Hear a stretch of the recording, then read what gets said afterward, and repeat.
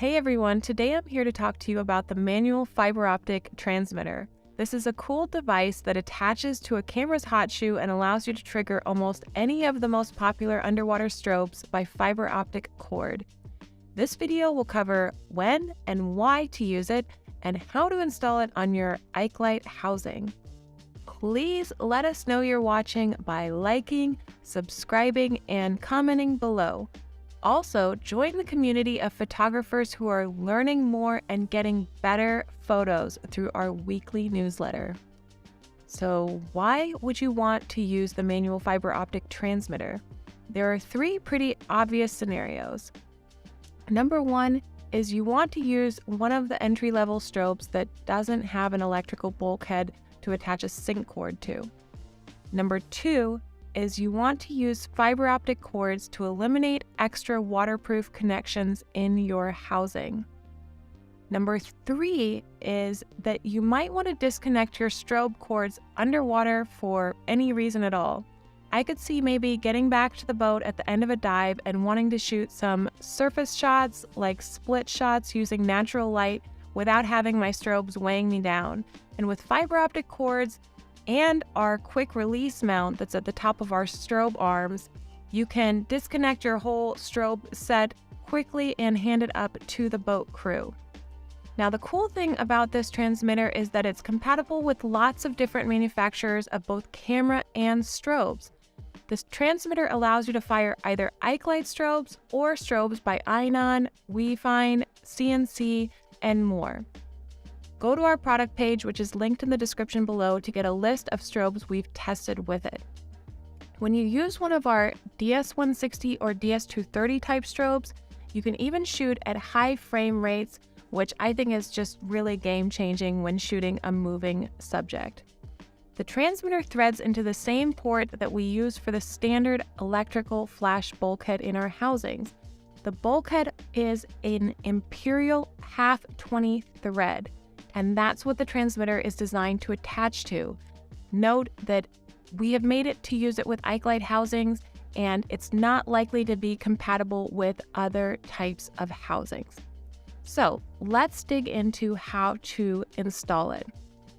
I have my Ikelite housing here for a Canon EOS R5, which is just one of our favorite cameras underwater right now. And it has an electrical flash bulkhead here in the top of it.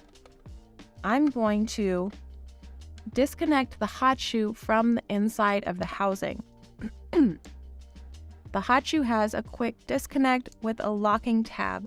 I'll just press down on the tab and pull it apart and save this so that I can plug it into the manual fiber optic transmitter. If you happen to be installing this in a housing that has just a plugged hole where a bulkhead can be installed, you'll have to buy the hot shoe separately and make sure that it's compatible with your camera. So I need to remove the retaining nut from the inside of the housing using a 5/8 wrench. I'll put my wrench on and just kind of break that friction force. And then once I've done that, I can remove it with my fingers. I'll take the nut off and put that aside. On the outside of my housing, I have an 11/16 wrench to take this off. So I'll just put the end over it and get it started, and then I'll use my fingers to take it all the way off of the housing. Once I have it off, I'm going to put these two things back together for safekeeping, and I'm going to keep this bulkhead somewhere safe with the cap on it, and I'm going to use the bulkhead in the housing again if I ever want to attach something like a DS-Link TTL converter.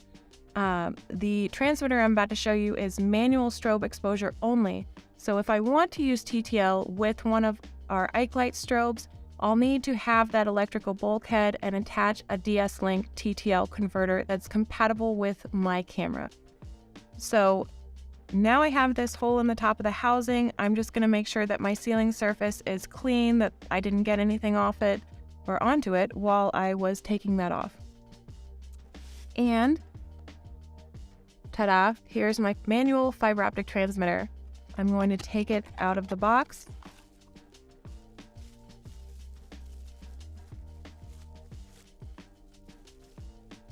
And I'm also going to look in the box for a tube of silicone lubricant because I will use a little bit of that in this installation. In the box, I should have set of two basic things. I've got the manual fiber optic transmitter, and then I've got the battery holder where I'm going to put my batteries. And it's not coming with batteries. You're going to need two CR2032 batteries to power the transmitter. What I like to use is some rechargeable CR2032 batteries, which we bought on Amazon for just about $20, including the charger. And you can just charge those up and have a few sets and keep them on charge for your week of diving. And that just works out really well. I'm going to set that aside right now. On my transmitter, you'll see that I have the same type of nut that I had on my bulkhead that I took out of the housing. I'm going to take that off so that I can thread this into the housing. I noticed that there is an O-ring here, which is really important to check and make sure you see that there's an O-ring here on the transmitter. I'll open my little tube of lubricant. Now, this little tube is small but mighty. A little goes a really long way with lubricant. So I just need just the tiniest bit on my fingertip, and see how much I have left. That's like half a lifetime supply, and it's not going anywhere until I purposefully squish that. I'm going to take what's on my finger and put it around the visible surface of this O-ring. I don't have to worry about the part of the O-ring that I can't see, because that's not going to be moving against anything else, so it's not going to cause me a problem. I'm going to take the rest of what was on my finger and I'm going to put it on the ceiling surface of the housing. Then I've got two leads coming out of the transmitter. I'm going to thread those into the hole of the housing and get this thread started. And really, I'm just going to use my hands as a tool to thread this into the housing. I'll thread it all the way down, and the fiber optic ports provide a really easy place to grip this and get some leverage on it. And I'm just going to tighten it up with my hands. That's all I need to do to tighten this onto the housing. You don't need to be the Incredible Hulk putting this on the housing. Just get it reasonably tight. Then I'm going to take the nut that came with it, and I'm going to thread it back onto these connectors on the inside of the housing. Just for aesthetic purposes, I like to put the flat side against the inside of the housing. I'll tighten it up with my fingers. Then I'll take my wrench. And this is when I want to make an important point about this nut. This is a retaining nut. It's really just there so that it's kind of an insurance policy that the transmitter does not loosen again on its own. The nut does not secure the transmitter to the housing. You've already tightened the transmitter onto the housing, creating the O-ring seal. If I was to try to tighten this nut without securing this transmitter on the other side, I would actually be loosening the transmitter and possibly breaking the seal and causing a leak.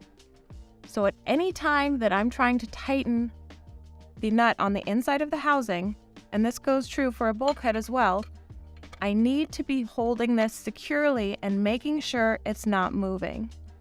And when I tighten, again, I don't need to strong arm this. I just tighten a little bit until it stops, not going crazy. You don't want to crack out the housing or something like that. Just tighten it snug, not overboard. So now that's together in my housing. And what I'm going to do is install my flash hot shoe. This is the manual flash hot shoe that came with the housing. You want to make sure that you have the right manual flash hot shoe for the type of camera that you're using, because the transmitter is compatible with all these different cameras, but different cameras require different hot shoes. So we have one for Canon, we have one for Nikon, we have one for Olympus and Panasonic, or one for Sony. So I just need to align this connector and push it back together. It's the same thing that's happening with the bulkhead that you took out. And that's there to attach to my camera. Now we get to the battery holder. So the battery holder is 2 pieces. It's got like a bracket that will hold it onto the inside of the housing, and it's got the holder itself. The holder pops open, revealing the batteries. These batteries I've already installed into the holder, but if I were to take them out again, I would see that there is a positive and negative going on inside this battery holder. So there's a little, let me see if I can figure out how to get this back out. There are little marks on the inside of this holder, negative towards the fold, if I will, and positive on the outer edge. And that's how I need to make sure to put these batteries in. Now on the battery, the positive is the flat side. So I think I'll put that way, and I'll put this that way, and then close it back up. On the end of the battery holder, there's a switch. It's an on-off switch. Now, if you are going to be really good after every day of diving, you'll flip this switch to off at the end of the day, and then you'll get supremely maximum battery life out of these batteries. But if you're like me, you'll probably leave this turned on all week and never touch it, and the power save on the transmitter will really make your batteries last probably easily through a week of diving. You know, of course, it depends on how many flashes you're getting out, but I think you'll have no problem if you forget to turn this off in between diving. But the important thing is, don't forget to have it turned on when you have your camera inside of the housing and want to take photos. So I'm going to put this in the on position as marked on the outside of this. This bracket will hold it to the inside of the housing, and it has an adhesive pad ready to attach to the inside of your housing. I'm going to connect the wires, which will go red to red, black to black, and it, I think, only fits together one way, and push those together so that it will power the converter. And I want to do just a dry fit just to make sure I know where I'm going to put this. I think I know, but different cameras will have different amount of space inside of the housing, so you want to make sure that you're attaching it to a place where it's not going to interfere with your other controls or wires on your housing, and also in a place where you'll be able to slide this in and out of the bracket while it's in the housing, because you'll eventually want to do that to replace the batteries. So it looks like this position in this housing will give me access to slide it in and out, and I'll be able to see that switch if I want to turn it on and off. So I think for this camera, the R5, I'm going to want to just put it right there on the inside left of the housing. So I'll take the adhesive. It's got a protective backing on the adhesive. I'll just peel that off and put that somewhere where I can throw it away. And I'll just stick it firmly on the inside of the housing. And I'm going to press and hold it for just a little bit to let it sit. With most types of adhesive like this, you really want to let it sit for a while for that adhesive to cure and make a good bond with the surfaces. So I wouldn't recommend doing this and then running out and sitting the housing in like an 85-degree environment and letting it bake in the sun. It's going to weaken the adhesive and it's probably going to fall off again. I would recommend, if you can, to leave this sit somewhere cool for like 24 hours and let the adhesive cure for best adhesion. So I've got that in there. and everything's together. And I'll just tuck my wires in. Now, I'm ready to set up my system with my camera and strobes so that I can start shooting. So I'm going to attach my hot shoe to the top of my camera, and always when using a hot shoe, I want to make sure that it's pushed all the way forward until it stops.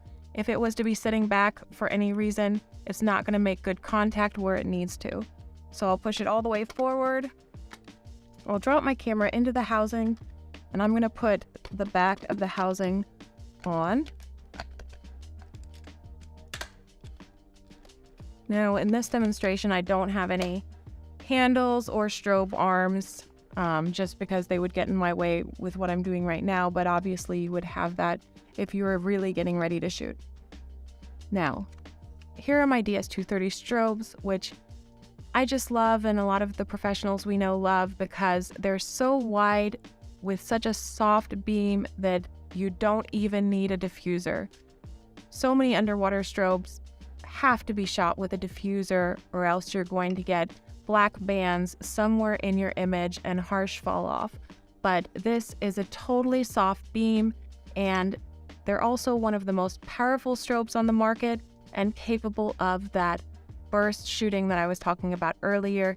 You can, if you have a moving subject, you're just pulling the trigger and going bam, bam, bam, bam, bam, and you're going to capture that perfect moment where the subject is in just the right place, instead of taking one or two shots in single frame mode and hoping that your subject was looking like the right way when you took those. So for this demonstration, I'm just going to set this at low power because I don't want to like super blind anybody right now. And it is important to note that when you're using this transmitter, like I said before, you're shooting in manual power settings. So you're setting the power of the strobe on the strobe itself. You're going to rotate the switch when you want to change the power of the strobe. So I'll have the strobes turned on. Each strobe that's an Ikelite strobe is going to have the 4405 high sensitivity optical slave converter attached to it. What this is going to do is be able to trigger your strobe in high-speed continuous mode when it's fired off of a fiber optic trigger, or you can actually remove the fiber optic port from the converter and you can use this strobe remotely somewhere. So that's a really cool thing. When you're shooting this fiber optic cord, you could have this strobe attached to your system and shoot it normally like you almost always would underwater, shooting it at a subject. And then if you come upon a wreck or something where you want to do creative lighting, you detach the fiber optic port portion, and I could hand this strobe to my dive buddy to hold, or I could set it inside of a wreck to light the inside of the wreck, or anything else creative that I can think of, and I can do that on the fly while I'm underwater. And you can do that because we have the combination in the Ikelite product line of the removable fiber optic port with the quick release mount on the top of the handle assembly, which is not shown here. But I'm going to have that port in place for this demonstration and attach a fiber optic cord. So same end on both sides. One goes into the strobe converter and one goes into my new fiber optic transmitter. Same thing on this strobe. I've got it turned on low power, and I plug my cord in. So now I'm set up. My camera's turned on. I have my camera set to enable external flash firing. That setting will be different depending on what camera you're using. Just make sure that you're putting it in a setting that enables external flash triggering. And I've got my camera turned on, and I'm ready to pull the trigger.